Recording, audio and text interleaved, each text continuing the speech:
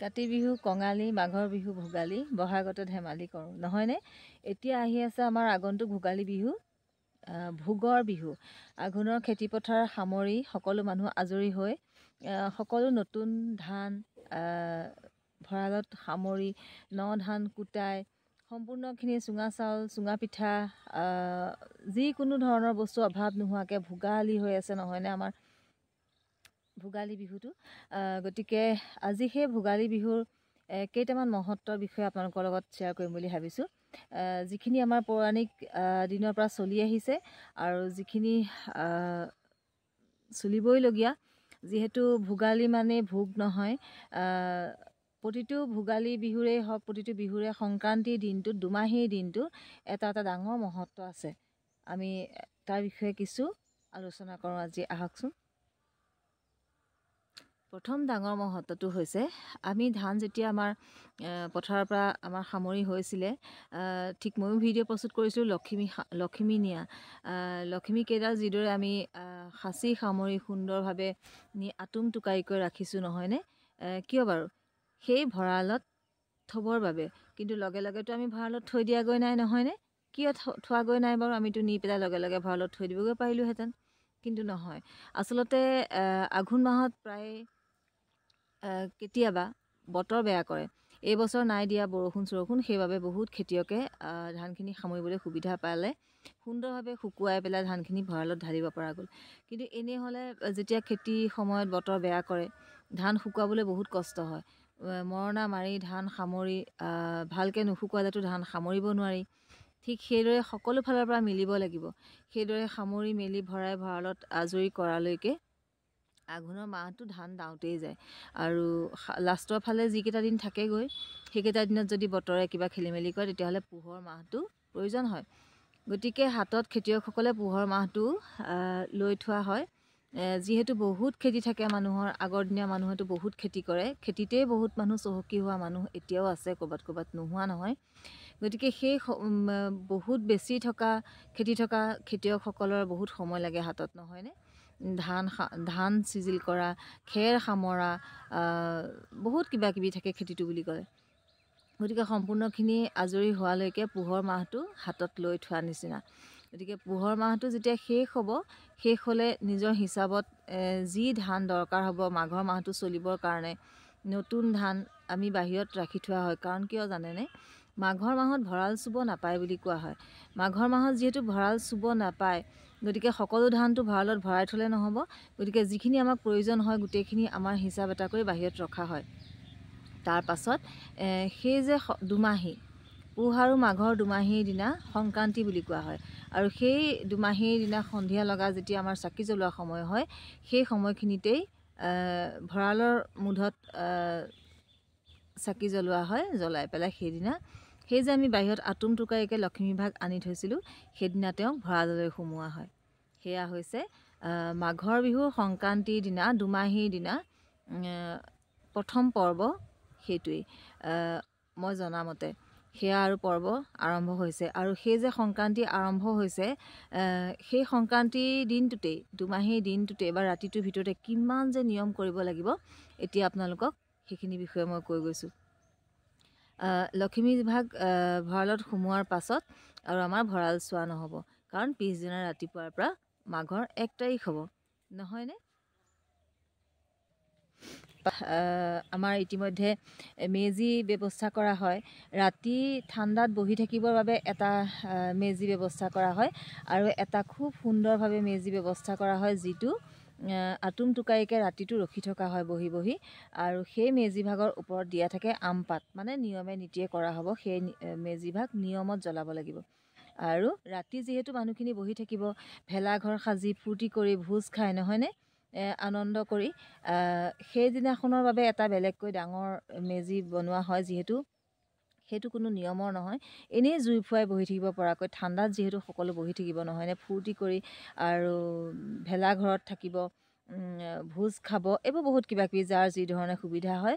আৰু সেই নিয়ম এটা আছিলে পুৰণি কালৰ পৰা, যে সেইদিনাখন ৰাতিটো যিখিনি বহি থাকিব, সেইখিনিয়ে লোকৰ ঘৰৰ জেওৰা জপনা সকলো চুৰ কৰি আনি জ্বলাই যদি বহি থাকে চিঞৰ বাখৰ কৰি, সেইদিনা কিন্তু কোনো কাকো গালি পৰা নহয়, নাপায় বুলি কথা এটা আছিলে।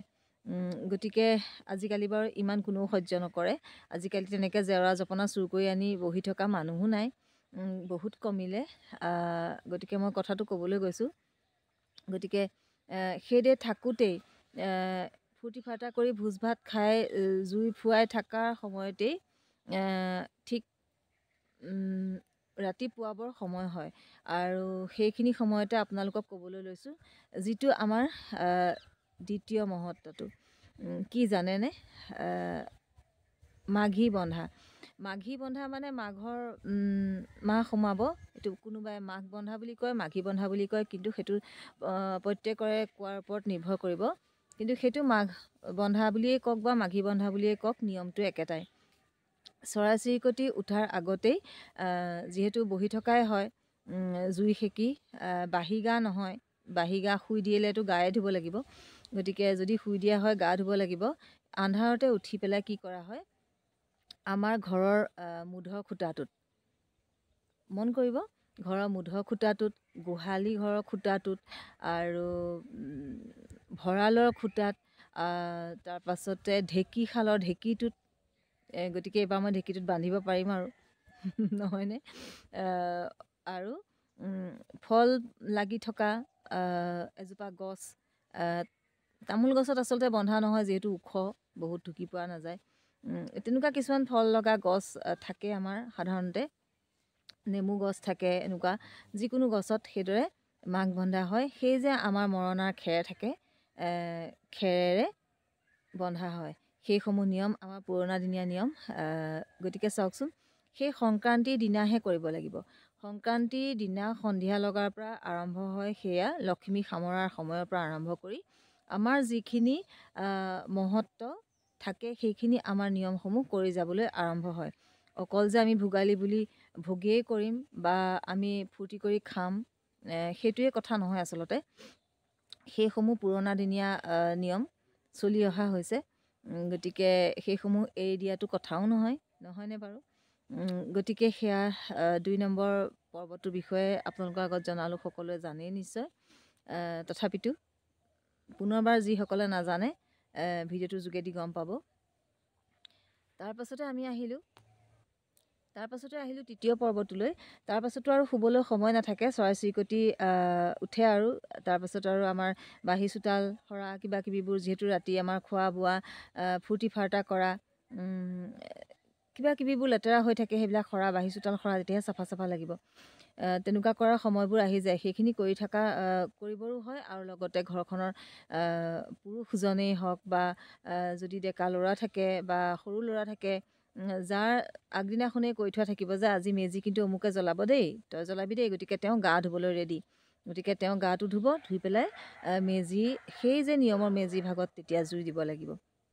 আৰু তেনেকেই জ্বলালেও নহ'ব, আগলি কলপাতত তামোল পাণ দি এটকা এটা দি, আগতে দেখিছিলোঁ সেইদৰেহে দি হ'লেও আগভাগ কৰি জোৰ লগাই লৈ মেজিটোৰ চাৰিওফালে 3বাৰ ঘূৰি মেজিটোত অগ্নি লগাই দিয়ে আৰু সেই অগ্নিত সেৱা কৰি লয়, কলপাতখনত তামোল পাণ দি সেৱা কৰি লৈ মেজিত জুই দিয়ে। আৰু পুহ গ'ল মাঘ সোমাল বুলি চিঞৰে, ফূৰ্তি কৰে আৰু কাষৰ পাজৰৰ মানুহবোৰক যেন জগাই দিয়ে। যদি কোনোবা শুই আছে, সঁচাকৈ জাপ মাৰি উঠা হয়, ইচ ৰাম সিহঁতৰ ঘৰতচোন মেজি জ্বলিলে, আমাৰ দেখোন দেৰি হৈ গ'ল নেকি, তেনেকুৱা কিছুমানো হৈ যায় মানুহৰ, নহয়নে বাৰু?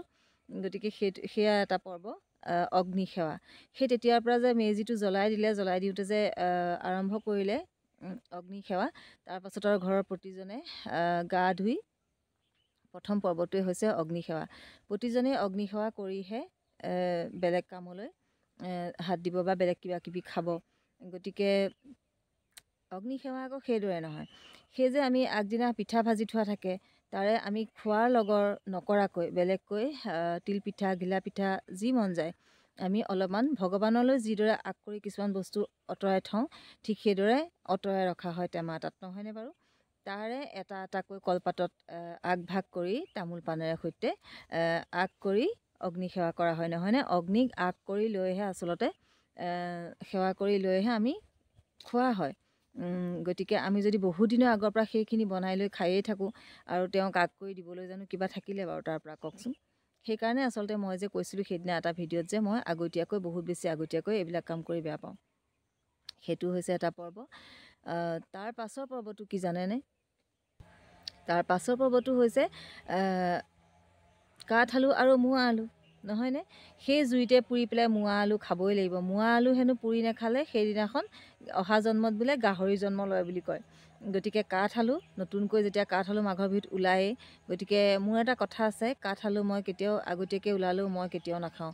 অগ্নি সেৱা কৰাৰ পাছতহে মই কাঠ আলু খাওঁ। গতিকে সেই কাঠ আলু তাতে ভাজিব পৰা হয়, যিহেতু বহুত সুন্দৰকৈ অঙঠা হৈ যায় নহয়নে? আমি যেতিয়া গা পা ধুই আহি অগ্নি সেৱা কৰি কাঠ আলু তেতিয়া ভাজিলেও খাবলৈ হয়। গতিকে সেইখিনি জুইতে আমি বহুত কাম কৰিব পৰা হয়। কেৰাহী এখন পাতি আচলতে তেনেকেই কৰে আগতে। আৰু কাঠ আলু ভাজি, মোৱা আলু পুৰি আৰু মাহ গোট কৰাই। মাহ গোট কৰাই হৈছে যে গোটা তিল গোটা মাটিমাহ আৰু বৰা চাউল নিমখ অকণমান দি সেয়া ভাজি কেৰাহীত ভাজি সেয়া যেতিয়া ফুটিব সেয়া হৈছে মাহ গোট কৰাই। বহুত ভাল লাগে খাই, কিন্তু সেয়া এটা ঔষধৰ কাম কৰে সংক্ৰান্তিৰ দিনাখনৰ সেই সময়খিনিত, বিহুৰ দিনা ৰাতিপুৱা সেয়া। গতিকে কিমান মহত্ব আছে চাওকচোন। প্ৰতিটো বিহুৰ সেই দুমাহীৰ দিনাৰ পৰা বিহুৰ সেই 1 তাৰিখৰ সময়খিনিলৈকে বহুত কিবা কিবি নিয়মৰ কাম কৰিব লগা হয়, যিখিনি বহুত বেছি মহত্ব আছে নহয়নে বাৰু? গতিকে এনেওতো মানুহে ভোগালী বুলি বহুত কিবা কিবি বনাই খায়, ফূৰ্তি কৰিলে হৈ গ'লহেঁতেন, কিন্তু নহয়। চাওক, সেই যে সংক্ৰান্তি আৰম্ভ হ'ল সেইখিনিৰ পৰা বহুত কিবা কিবি কাম কৰিব লগা হয়, যিখিনি আমাৰ নিয়মৰ কাম গৃহস্থালী ঘৰখনত কৰিব লগা হয় নিজৰ কাৰণে, যিখিনি ভাল। আৰু সেই দিনটো যেতিয়া পাৰ হৈ গুচি যায়, আকৌতো পিছৰ বছৰলৈ এবছৰ। এদিনেই মানুহৰ বছৰটোৰ নিচিনা হয় যেতিয়া আমাৰ দিন বেয়া হয় নহয়নে? এদিনেই বছৰটোৰ নিচিনা যেতিয়া হয়, গতিকে এবছৰ পাৰ কৰিবলৈ বহুত ডাঙৰ কথা। গতিকে আমি সেই দিনটোত নিয়মৰ কামখিনি এইদৰে সুকলমে কৰি যাওঁ আহক। তাৰ পাছত আকৌ আমাৰ সকলোৱে মিলি চাহ জলপান নহয়নে বাৰু খোৱাৰ পৰ্ব। আৰু ইঘৰে সিঘৰে যোৱাটো সেইদিনা খুব কমেই হয়। বা আমাৰ ৰাজহুৱা নামঘৰত যদি শৰাই দিয়া হয়, বিহু শৰাই, সেইফালে আমাৰ পুৰুষসকল যোৱা হয়। আৰু গৃহস্থালী ঘৰখনত সেইদৰে বিহুৰ দিনাখন ইটো সিটো ওলায়ে থাকে নহয়নে? গতিকে আৰু এটা কথা, মই যিখিনি জানো আপোনালোকৰ লগত শ্বেয়াৰ কৰিলোঁ, কিন্তু মই আপোনালোকক এটা কথা জানিবলৈ আপোনালোকৰ পৰা আগবঢ়াইছোঁ। মই জানিবলৈ বিচাৰিছোঁ যে আমি সকলোতে গম পাওঁ যে সংক্ৰান্তিৰ দিনা মাছ মাংস খাব নাপায় নহয়নে? লক্ষী চৰিত্ৰটো পাইছোঁ যে সংক্ৰান্তিত অমাৱস্যা আঁউসীত মাছ মাংস খাব নালাগে। কিন্তু সেই যে মাঘৰ বিহুৰ সংক্ৰান্তিৰ দিনা দুমাহীৰ দিনা কেনেকৈ মাছ মাংস আমাৰ ভোজ ভাত খোৱা হয় বাৰু, আপোনালোকে যদি জানে মোক নিশ্চয়কৈ জনাব বুলি মই আশা কৰিছোঁ।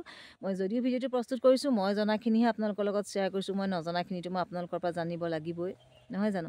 নিশ্চয়কৈ আপোনালোকৰ ভিতৰত জনা মানুহ আছে, মোক কমেণ্ট কৰি জনাব বুলি মই আশা কৰিছোঁ। গতিকে মাঘৰ বিহু ভোগালী সকলোলৈকে শুভেচ্ছা জ্ঞাপন কৰিছোঁ। আৰু আগন্তুক বিহুৰ বাবে আপোনালোক যিদৰে প্ৰস্তুতি চলাইছে ভালদৰে হওক। আৰু ময়ো সেই কথাখিনি চাওকচোন, সেই লখিমী ভঁৰালত সোমোৱাৰ পৰা আৰম্ভ কৰি মাঘী বন্ধালৈকে অগ্নি সেৱা কৰা কিদৰে কৰিব লাগে, কি দিব লাগে সেৱা কৰোঁতে, প্ৰত্যেকেই কিদৰে কৰিব লাগে। ভোগালী মানেই যে ভোগ কৰা নহয়, কিমান যে এটা দিনৰ মহত্ব থাকে, সম্পূৰ্ণখিনি আপোনালোকৰ আগত শ্বেয়াৰ কৰিলোঁ। আৰু যদি মোৰ ভুল হৈছে প্লিজ ক্ষমা কৰিব, আৰু নজনাখিনি মোকো শিকাই দিব। আৰু যিটো মই জানিব লগা আছে আপোনালোকলৈ আগবঢ়াইছোঁ, প্লিজ কমেণ্ট কৰি জনাবলৈ কিন্তু নাপাহৰিব। গতিকে ধন্যবাদ। আজিলৈ আহোঁ। যদি আপোনালোকৰ ভাল লাগিছে মোৰ চেনেলটো, লাইক, কমেণ্ট, শ্বেয়াৰ আৰু ছাবস্ক্ৰাইব কৰিবলৈ নাপাহৰিব। পুনৰ এটা নতুন ভিডিঅ'ৰ সৈতে আপোনালোকৰ মাজলৈ আহি আছোঁ। ধন্যবাদ।